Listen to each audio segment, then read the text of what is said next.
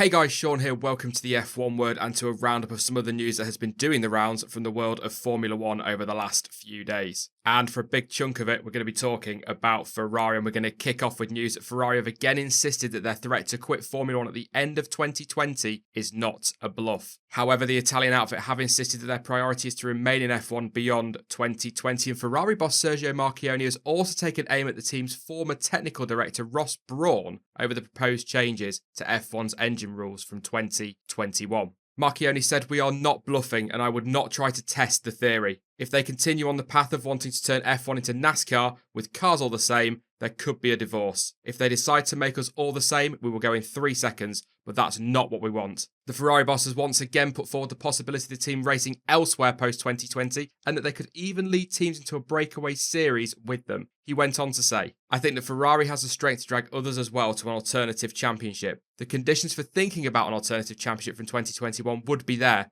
but I repeat, that is not our goal." Honestly, I don't believe Ferrari will leave the sport at the end of 2020. I think a deal will be struck, but Ferrari are quite clear here that it is a genuine threat. But the Ferrari boss did not stop at that. Taking aim at Ross Brawn, Marchionne said, "The thing that most annoys me is that there is an experienced man like Ross Brawn there who is looking for ways that go against the DNA of Formula 1. I don't know if this is all posturing from Ferrari or from other parties, but what is quite clear is there is definite fighting going on behind the scenes and it's getting a little bit tasty. But I'm still confident they will sort this out. I must say though, as I've mentioned before, it is important to also remember that although they're in the spotlight, it's not just Ferrari that are considering their future options away from Formula 1. Both Mercedes and Renault have also expressed concerns about the proposed changes post-2020. We are at a very, very critical crossroads in Formula 1 and this has got to be handled correctly. Also, to let you know, Ferrari have confirmed that they will launch their 2018 car online on the 22nd of February. Sticking with Ferrari, and Sergio Marchionne has also warned that the team will replace Kimi Räikkönen in 2019 if he does not find consistent form next season. All of this happened at the annual Ferrari pre-Christmas dinner, and the Ferrari boss said, "My personal opinion is that if we find the right key, Räikkönen drives like a god, but we need to find it. When things go right, it's a pleasure seeing him drive.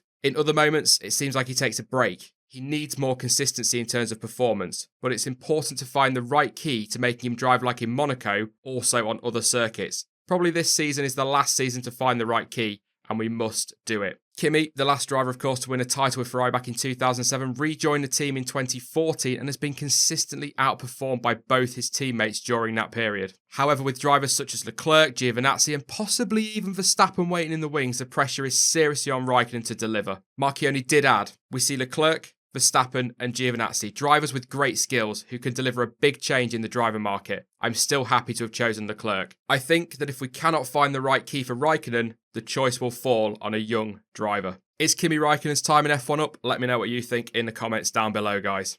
Away from Ferrari then, and Williams are said to be seriously considering an offer made to them for Robert Kubica to race for the team in 2018. It is reported that Nico Rosberg, who of course is helping to represent Kubica, has offered Williams a fee of around $7 million for the Pole to take the vacant seat for the first 7 Grand Prix of 2018. According to Finnish broadcaster MTV, there is also a clause inserted in the offer that would see Kubica stay on for the remainder of the season should he meet the team's objectives, but also the option for Williams to replace him should he fail to meet their targets. This could apparently see Sergei Sorokin race from the 8th Grand Prix of the season to finish out the season, with a reduced fee of around $10 million being mentioned. So kind of win-win for Williams really, and from a business perspective makes sense. But personally, I think it's highly likely that should Kubica be given that opportunity, he will deliver and will be at least on par with his teammate, but I would imagine probably outperform him, which of course could see Kubica stay to the end of 2018, although there are no reports saying, or I can't find any information saying, whether or not he will continue to pay for his seat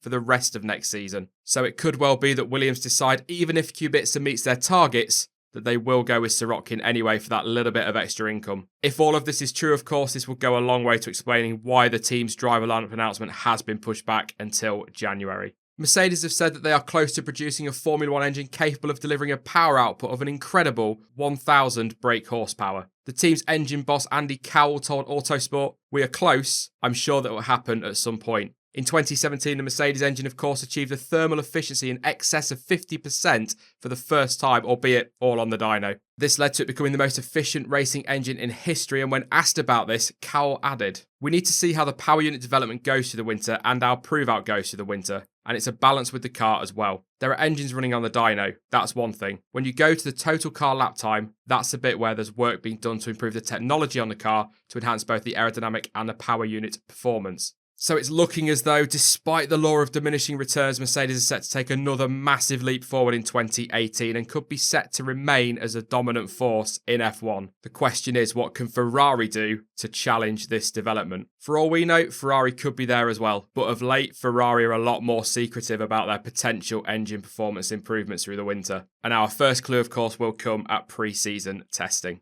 And very quickly to finish off, McLaren boss Zak Brown has said that the team are not looking to sell title sponsorship of the team in 2018, despite a lot of interest from potential sponsors. Brown said, "I don't think we are going to have a title sponsor per se. What I think we're going to have are major partners. If you look at F1, no one really refers to the name of the team's title partner, so I don't think there's a lot of value. We are McLaren, we are not ABC McLaren. In NASCAR, the drivers are trained to get out of the car and say, 'I'd like to thank my Shandong Ford today.' That doesn't happen in F1, so we want to protect our brand." The McLaren boss also went on to say that interest in the team had been raised following the changes to F1 and the team's new partnership with Renault in 2018. I would also imagine that Fernando Alonso penning a new deal has also given them a big boost with sponsors as well.